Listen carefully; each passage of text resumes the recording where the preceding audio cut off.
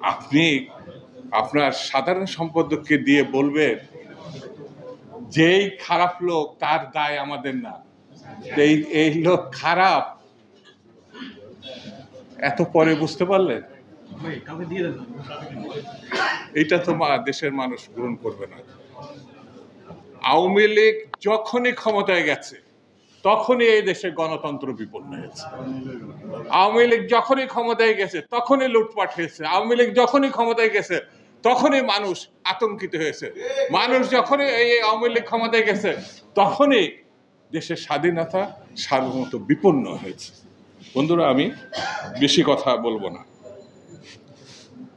শুধু এই কথাটা বলে যাই, দেশ যদি রক্ষা করতে হয় বেগম খালেদা জিয়ার কোনো বিকল্প না।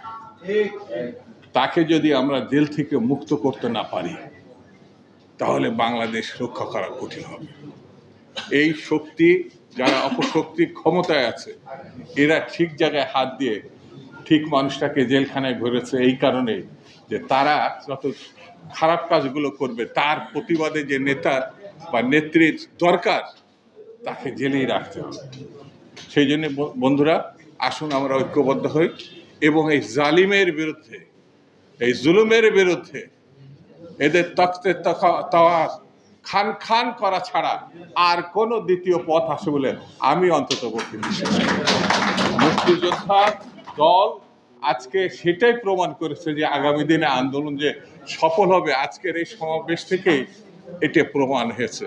এত সুন্দর সমাবেশ করার জন্য আমি মুক্তিযোদ্ধা দলকে দ্বিতীয়বার ধন্যবাদ দিয়ে আমি আমার বক্তব্য শেষ করছি। খুদা হাফেজ। বাংলাদেশ জিন্দাবাদ।